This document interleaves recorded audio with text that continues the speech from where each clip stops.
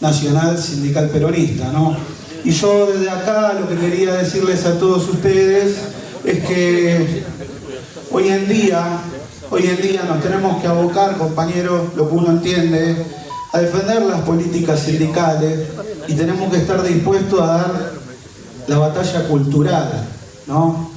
Hoy en nuestro país vemos como es vapuleada la figura del general Perón, como se ataca sin precedentes al general Perón, no solo por libertarios y liberales, porque también hay que tener en cuenta que compañeros de nuestras filas durante muchos años nos han dicho a los jóvenes: no hablemos tanto de Perón a los más jovencitos porque no lo han vivido, no lo han conocido. Entonces hablemos de nuestros gobiernos últimos, porque Perón es antiguo y por ahí los pibes ven que es blanco y negro y no les gusta. Pero ¿saben qué, compañeros? Después nos hemos dado cuenta que apareció Milei y le hablaba a los pibes de Roca, les habla de Alberdi, les habla de Sarmiento, y los pibes no le dicen que es viejo ni que es blanco y negro. Lo escucharon y lo sedujo con eso. Entonces había que hablar de Perón, había que hablar más que nunca de Perón. Para muchos compañeros Perón era antiguo y ideas que venían más de la izquierda eran la novedad. No, izquierda igual que derecha eran igual de antigua, igual de vetusta. La novedad y el futuro era el general Perón. El general Perón, un visionario, el único político visionario que nos planteaba temas allá por la década del 40, del 50 y del 60, que cuando los planteaban los políticos de los demás partidos miraban el techo y decían: ¿de qué me está hablando este? ¿Cómo le vamos a dar derecho a estos negros? ¿Cómo le vamos a dar derecho a las mujeres? ¿Cómo le vamos a dar derecho a los animales? Porque Perón fue el primer argentino hace 60 años en plantear que los animales no eran cosas, eran seres vivientes y que también merecían el respeto y el amor. Fue el general Perón también quien hablaba hace 50, 60 años atrás de globalización, como decía él, la mundialización. Nos hablaba de los sistemas computarizados, nos hablaba del trabajo informático. Y como dije recién, no solamente nos hablaba de la revolución científica y técnica para la que teníamos que estar preparados porque iba a llegar en algún momento, sino que nos planteaba esos temas que yo les decía recién. Y hoy en día la sociedad, y más que nada la juventud, porque no le hablamos de Perón, realmente de lo que hizo Perón, hoy en día tienen un desconocimiento absoluto, y eso redunda en que esta sociedad y la juventud mayoritariamente, y hablo jóvenes de 17, 18, 20 años, odian y despotrican a un Perón que jamás existió.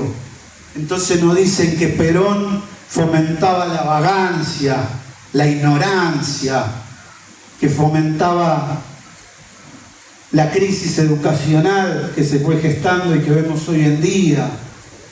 Nos decían todo eso, que Perón es comunista, dicen en las redes sociales. Perón jamás te iba a dar un plan social, ni te iba a tener atado a vos, a tus hijos y a tus nietos de por vida con un plan social para que lo votes. Perón te iba a dar y te dio al pueblo argentino trabajo digno, industrializó, generó obra pública, que a su vez esa obra pública demandaba insumos, demandaba acero, vidrio, químico, madera, muebles. Y Perón ponía en su doctrina como el único hombre, el hombre que trabaja, entendiendo mujeres y hombres, ¿no? Nos dicen de la educación. Perón creó más de 8.000 escuelas. Perón fue el que, como nadie, promovió la educación técnica para que justamente los chicos se inserten al mundo del trabajo. Perón liberó las universidades, ya que le gusta tanto la palabra libertad, liberó las universidades para que los hijos de los obreros puedan acceder a la educación superior y no solamente los hijos de la élite, llevando no solamente el beneficio a las familias obreras, familias de obreros, de albañiles, que ahora iban a ver cómo un hijo, un nieto, un bisnieto tenía por primera vez un título de doctor, de abogado, sino que también eso iba a contribuir al desarrollo de nuestra nación y de nuestra comunidad, iba a seleccionar materia gris entre un grupo mucho más amplio de argentinos. Y acá hay que tener en cuenta que en el pueblo que abunda el pleno empleo y la educación, no hay lugar para la vagancia ni para la delincuencia. Y eso le debe quedar claro a los jóvenes. Nos dicen que el peronismo es inhumano. Y vuelvo a reiterar lo que dije recién. Fue Perón el único que vio al obrero y nos hizo entender que nosotros podíamos ser potencia, pero una potencia donde los trabajadores cobraran un salario justo para progresar ellos y sus familias, ¿no? Todas esas cosas son las que nos fueron contando cambiadas y que la sociedad compró. Te dice que Perón tenía un 200% de inflación promedio. Mentira. La inflación en los gobiernos de Perón era mucho más baja que ahora.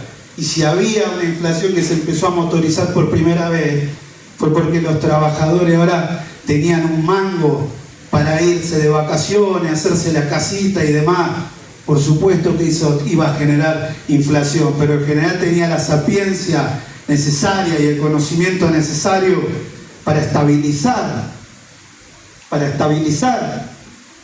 esa inflación.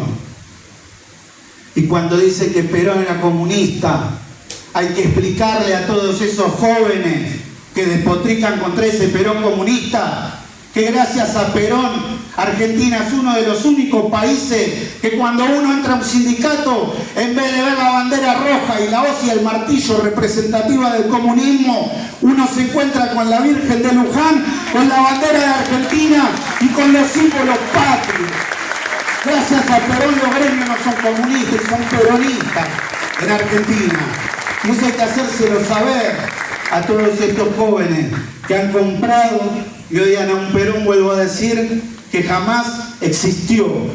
También dicen ustedes, los peronistas solamente meten excusa, que la guerra, la pandemia y la sequía, y no se hacen cargo de lo que hicieron. Y tienen razón.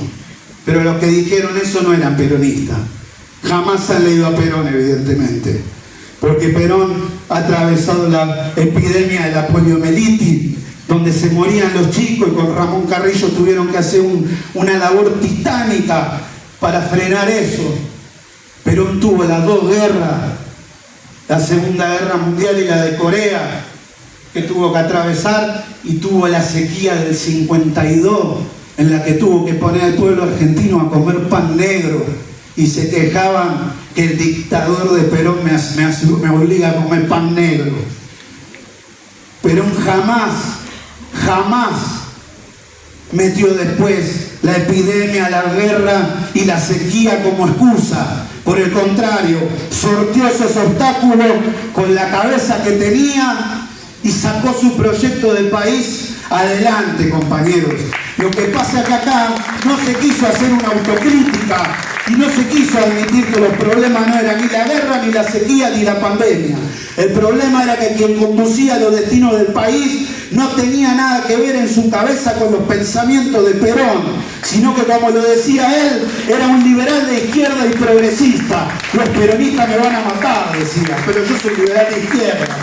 Pero entendemos nosotros que la batalla de fondo, la que hay que ganar realmente, porque si no, podremos ganar electoralmente. Sí, nos quedamos de brazos cruzados mirando cómo Milei hambre al pueblo y ganamos. Pero ¿qué ganamos para volver a hacer lo mismo? Las mismas ideas que nada tienen que ver con Perón, y en 4 años va a venir otro loco más despeinado que este y más salvaje todavía contra el pueblo argentino. la única manera de ganar la batalla cultural, que es con los jóvenes, que es lo que va a venir de acá 10, 15, 20 años y es el futuro del país, compañero, vuelvo a repetir, es con las ideas del general Perón, del peronismo auténtico, que ha sido el único y que nos respalda la evidencia empírica y histórica, que ha dignificado al pueblo argentino, lo ha puesto de pie y nos ha demostrado que podemos aspirar a ser una potencia económica, pero donde los trabajadores y sus familias tengan salarios de suficiencia para progresar y lograr el desarrollo, compañeros. Muchas gracias y ¡viva Perón! ¡Viva! ¡Viva la patria! ¡Viva! Gracias.